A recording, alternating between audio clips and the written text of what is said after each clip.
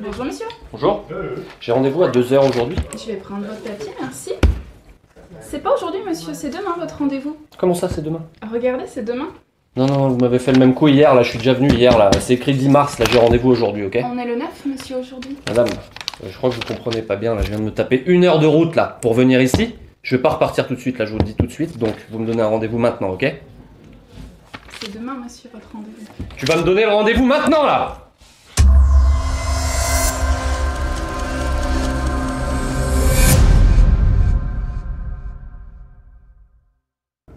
Vous venez d'assister à une situation d'agression verbale. Il faut considérer l'agression verbale comme un simple outil du prédateur qui l'utilise pour deux choses, soit pour vous dominer, soit pour se défouler. L'agression verbale peut être gratuite et on peut en rester là, mais elle peut aussi faire partie d'un processus d'escalade vers l'agression physique.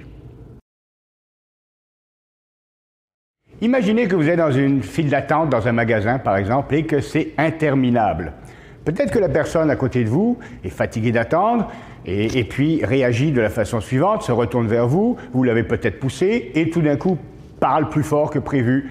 Eh bien, il s'agit là d'une agression verbale, mais de frustration, qui n'est pas dirigée vraiment vers vous et qui pourrait être, avec un petit peu de pratique, qui pourrait être redirigée vers quelqu'un d'autre ou vers autre chose. Donc, ce genre d'agression verbale ne prête pas nécessairement à conséquences physiques.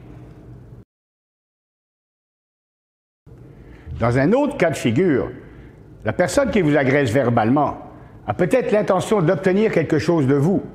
Soit, je ne sais pas moi, des services sexuels, soit vous volez votre portefeuille, soit vous volez votre téléphone, soit simplement vous dominer. À ce moment-là, il faut agir différemment. Et donc là, vous avez 3 opportunités d'action. La première, vous l'ignorez complètement. Aussitôt que l'agression verbale débute, vous prenez votre distance, vous vous retournez et vous partez.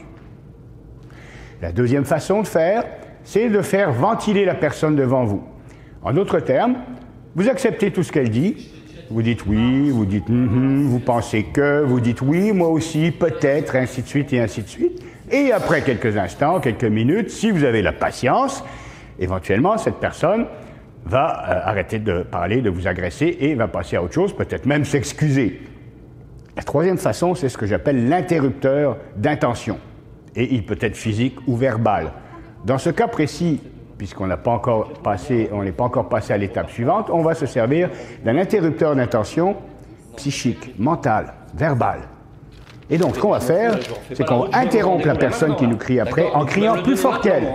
Et tout de suite après, reprendre le ton beaucoup plus bas et beaucoup plus calme pour lui donner des instructions, à savoir « fais ci, fais ça » ou « laisse-moi tranquille » ou « je m'en vais » et ainsi de suite et ainsi de suite. On peut aussi considérer cette agression verbale comme une forme d'interview avant l'agression physique. Et à ce moment-là, il faut toujours se rappeler les principes de base suivants. Le prédateur ne cherche pas à se battre, il cherche une victime, il cherche la facilité. Le prédateur ne veut pas être arrêté, ne veut pas être battu, ne veut pas être reconnu. Donc si vous pouvez donner une image forte à ce moment-là, les chances sont que le prédateur en question va chercher une autre victime. Pour finir, je vous rappelle les 3 outils qui sont à notre disposition pour contrer une agression verbale. Premièrement, l'ignorer et partir, de préférence avant même que l'agression verbale soit complètement engagée. Deuxièmement, parler plus fort pour arrêter l'agression verbale et reprendre le contrôle de la situation en donnant des conseils ou des ordres. Et troisièmement, laisser ventiler la personne devant vous, ce qui demande un peu de patience et de courage, tout en acceptant de l'entendre parler de choses qui ne sont pas nécessairement ce que vous voudriez entendre. Plusieurs de mes élèves me disent « Monsieur Seré, quand je viens chez vous, c'est pas pour apprendre à parler, c'est pour apprendre à me défendre. » Et je leur dis toujours « Parler, s'exprimer, c'est la première façon, c'est le premier outil qui est à votre disposition pour éviter une altercation. » Pourquoi éviter une altercation? Parce que toute altercation a le pouvoir de tourner mal, a la possibilité de devenir létale et que toute altercation pourrait vous amener des problèmes incommensurables. Par exemple, est-ce que vous voulez passer la nuit en prison? Par exemple, Est-ce que vous voulez vraiment faire mal à quelqu'un? Est-ce que vous voulez vraiment vous blesser vous-même? Est-ce que vous êtes prêt à prendre les conséquences qui vont suivre? Vous allez perdre peut-être votre travail, vous allez peut-être perdre votre femme, vous allez perdre votre famille. Donc si on peut éviter tout ça, il faut l'éviter. La conclusion est que si vous avez la possibilité de vous sauver, vous le faites.